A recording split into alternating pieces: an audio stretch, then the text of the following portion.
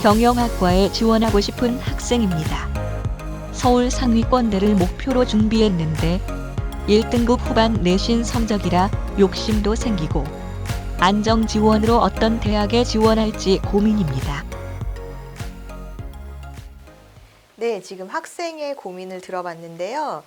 상위권 1등급 후반이면 좋은 성적인데 그래도 최상위권 대학들은 사실은 학생들이 많이 고민을 하죠. 왜냐하면 아무리 1등급 떼어도 1등급 모든 학교의 1등급이라고 하면은 그 전체 인원수의 일단 일정 4% 안에 드는 학생들이고 한 명만 1등급이 아니다 보니까 고민들을 많이 하고, 그 다음에 또 일반 계고 학생들 같은 경우에는 특히나 이제 이런 고민들이 있을 텐데, 우선 학생의 상황을 분석을 해보면 학생부가 22장이에요. 22장의 학생부고 평균 등급 국영수 4로 봤을 때 1.76, 1점대 후반이라 어찌 보면은 서울대, 고대, 연대가 아주 안정적인 점수라고 볼 수는 좀 없겠죠. 수상 실적은 45개, 상을 굉장히 많이 탔는데, 지금 보면은 영어 어휘 경시대회, 또 수학 경시대회, 동아리 산출물 대회, NI 경진대회, 자기주도 학업 우수상, 또 진로활동 우수상, 독서 마라톤, 역사 바로 알기 경시대회, 교과 우수상, 작가와의 만남 소감문 대회, 학습 보고서 프로젝트 등 다양한 수상이 있습니다. 지금 이렇게 각 학교마다 프로그램 진행되는 거를 보면은요, 최근에 이제 고등학교에서는 보통 이제 그 진로 소감문 같은 경우 진로 체험을 갔다 오거나, 요즘 아마 그 학생들 중간고사 끝나고 요즘에 아마 많이들 이런 행사들이 있었을 거예요. 그래서 뭐 진로 체험을 갔다 온다거나 멘토들을 이제 초빙해서 같이 강연회를 뭐 학교에서 듣는다거나 이런 것들을 많이 하는데, 이런 행사 할 때마다 여기에 소감문을 제출해서 그 소감문, 제출된 소감문에서 우수상을 뽑아서 또 이것 자체를 수상으로 운영하는 그런 학교들도 꽤 많거든요. 그래서 여러분들이 이제 지금 현재 1, 2학년 학생들 같은 경우에도 교내에서 보통 중간고사 끝나고 기말고사 요 사이 시기에 많이 진행되는 이런 교내의 창의체험 진로 활동에 관련된 프로그램에 참여했을 때, 끝나고 나서 무조건 나는 뭐 소감문이라든지 이런 것들을 좀 기록하는 습관을 들여놓는 것이 좋을 것 같아요. 그래서 그냥 아무 생각 없이 참여하지 말고 내가 그 활동에 참여하면서 느낀 바, 또 진행됐었던 내용은 무엇이고 의미 있었던 것은 무엇이고 새롭게 알게 된 거라든지, 뭐 이 체험, 이 경험이 나에게 어떤 의미이고 어떤 영향을 주었는지 등등에 대해서 좀 생각을 해보시고 그 내용을 기록으로 남겨놓으면 나중에 만약에 소감문을 제출하라든지 그 소감문으로 대회를 진행한다든지라고 했을 때 그냥 더불어 다 준비가 되는 거니까요. 그래서 여러분들이 이런 것들을 하나하나 다 체크를 해두는 것이 좋겠다라고 생각해 두시면 좋을 것 같습니다. 지금 이 학생은 학급 내에 임원 활동을 했었고요. 그 다음에 동아리 같은 경우에는 시사탐구 동아리, 또 비즈니스 동아리를 했었던 기록이 있어요. 그래서 경영학과를 지원하고자 하는 학생이기 때문에 아마 이런 부분들이 있었던 것 같고, 또 봉사활동은 130시간 정도 채웠는데, 지역 내 아동센터에서 학습 멘토링 일정으로 계속해서 이제 130시간 정도 봉사활동을 했었던 기록이 있습니다.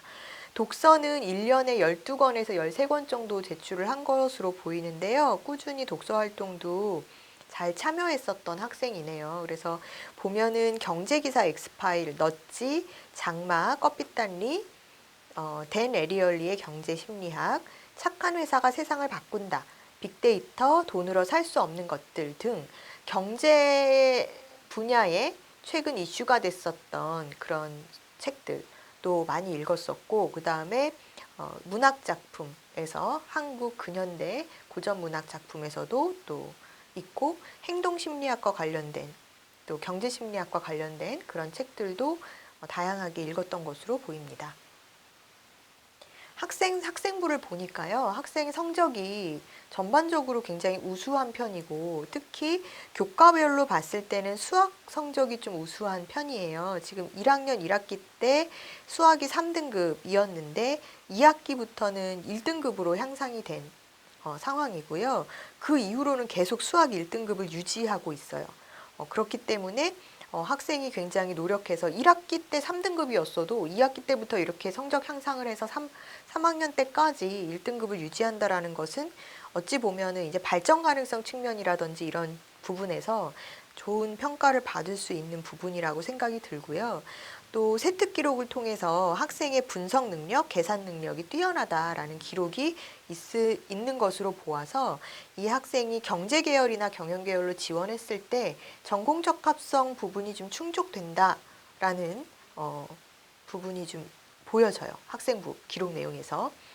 또 모둠 활동에 적극적이고 이타적인 모습이 드러나고 있고 그다음에 뛰어난 발표력 이런 부분이 강조가 되거든요. 그래서 다른 사람들 앞에서 당황하지 않고 긴장하지 않고 발표력이 우수했었던 학생 이런 부분이 있고 또 경영 관련 독서 활동이 아까도 저희가 독서 이력을 쭉 살펴봤지만 경영이라든지 심리 관련 독서 활동이 두드러지는 학생부로 보여서 사실은 이 학생이 전공과 관련해서 전공 적합성을 보여줄 수 있는 그런 내용들을 채우려고 노력했음을 알 수 있습니다. 또 자기주도 학업상을 수상한 그 기록이 있어요. 그렇기 때문에 스스로 학업 계획을 세우고 실천했었던 측면에서 우수함을 인정받았었던 학생이구나라는 거를 수상 실적을 통해서 알 수 있었고요. 3년 동안 경영과 관련된 교내 활동으로 이렇게 진로와의 일관성을 드러내는 학생부를 만들었다라고 보여지고 또 수학과 영어, 즉 경제 경영 계열로 지원했을 때 지원학과와 연관된 그런 교과 성적의 우수성, 또 발표 능력을 강점으로 보여지고 있는 그런 학생으로 학급의 경영이라든지 운영 측면에서도 학생으로서 참여해서 적극적으로 노력했었던 그런 행동종합 특성의 내용이라든지 등등을 종합적으로 봤을 때 최상위 대학에도 도전해 볼 수 있지 않을까 하는 생각이 들고요. 다만 이제 양적인 측면이라 이런 부분에서 그러니까 세특 기록이 일관적이고 좀 의미 있는 내용으로 채워져 있긴 하지만 사실 양적으로 풍부한 상황은 아니기 때문에 좀 더 디테일한 내용, 의미 있는 내용을 좀 구체화시켜서 스토리를 만들어서 보여질 수 있으면 좋을 것 같습니다. 그리고 학업 능력의 우수성, 전공 적합성 이런 측면에서는 사실은 학종 지원이 무리가 없다라고 보여지는 학생부라고 보실 수 있겠죠. 그래서 경영학과를 학생이 지원한다라고 했을 때, 네, 그런 부분은 충분히 경영학과 쪽으로 지원해도 좋을 것 같습니다. 그래서 현재 이 학생은요, 이 경영학과 쪽으로 다 진로를 잡았었어요. 학생부 상에서도 그렇고 본인이 원하는 부분도 그렇고. 그래서 학생부 종합평가를 받을 때는 어쨌든 진로와의 일관성이라든지 전공 적합성이 중요한 부분이어서 경영학과로 대학들을 다 지원을 했었고요. 사실 3개의 유수한 대학에 다 합격을 했는데 고려대 경영, 중앙대 경영, 경희대 경영학과 다 동시에 합격을 하는 그런 기쁨을 누릴 수 있었죠. 그래서 내가 얼만큼 알고 준비하느냐에 따라서 수시 지원 전략을 나에게 유리한 쪽으로 세울 수 있으니까요. 지금 2학년, 1, 2학년 학생들은 중간 점검 한번 해보시는 기회가 필요할 것 같습니다. 저는 자연 계열 학생이지만 수학 성적이 좋지 않아 고민인데요. 수능에서 수학 나형을 선택했을 때 지원할 수 있는 서울권 대학이 있을까요?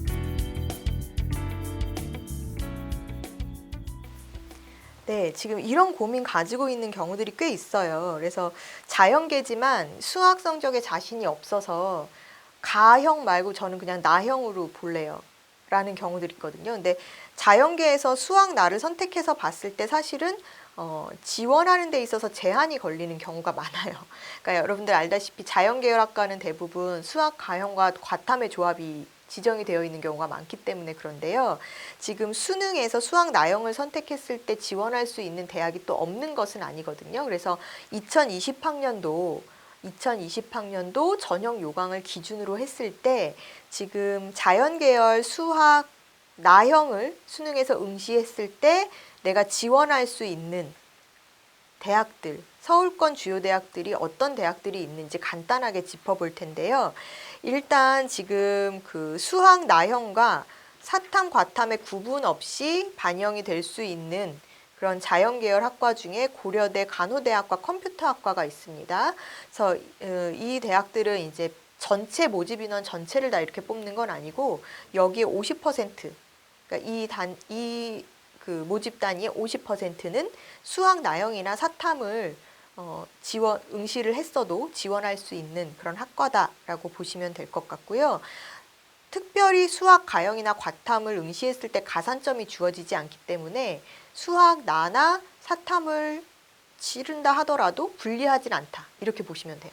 그러니까 예를 들어서 뭐 이렇게 다 할 수 있게끔 구분을 두지 않는 학과들 중에서도 지금 과탐이나 수학과에 가산점을 두는 경우가 꽤 많아요. 그러면 사실 상대적으로 가산점을 부여받는 경우가 더 유리하게 들어갈 수 있잖아요. 그러니까 수학 나형으로 해서 지원해도 되지만 사실은 유리하지는 않다라고 볼 수 있거든요. 근데 지금 고려대 간호대학이나 컴퓨터학과는 그런 부분은 아니다. 이렇게 보시면 되고, 또한 수학 가나의 구분이 없고 사과탐의 구분이 없는 그런 대학들을 보면은 지금 이제 그 고려대학교의 가정교육과도 있습니다.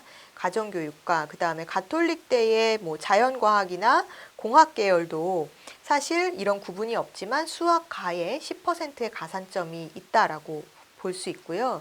서울대 간호학과나, 그러니까 서울대 간호대학이나 의료학과 같은 경우에도 자연 계열에 개설되어 있는 학과이기는 하나 수학 나나 사회탐구를 응시해도 지원할 수 있다. 이렇게 보시면 되고, 이 경우에도 가산점, 수학 가형을 치르거나 과탐을 봤을 때 가산점을 따로 두지 않기 때문에 크게 불리하지는 않다라고 보시면 됩니다.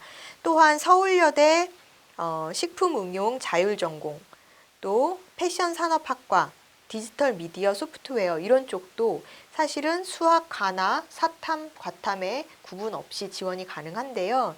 서울여대 식품응용이라든지 자연계의 자율전공, 화학생명 이런 쪽은 과탐에 10% 가산점이 있어요. 그래서 예를 들면은 내가 과탐을 보는데 자연 계열로 수능을 보는데 수학만 나형을 응시했다라고 하면 사실은 불리함이 없겠죠. 네. 그리고 지금 패션산업학과 같은 경우에는 사실 수학 가형과 과탐의 가산점을 따로 두고 있지 않기 때문에 이 부분도 크게 불리하지는 않다 보실 수 있고요. 그 다음에 성신여대 운동재활복지나 의료산업학과 쪽도 사실 이 부분 수학 가나 구분 없이 또 사과탐의 구분 없이 지원할 수 있는 학과고 수학 가형과 과탐을 응시했을 때의 가산점이 따로 없다 이렇게 보시면 됩니다.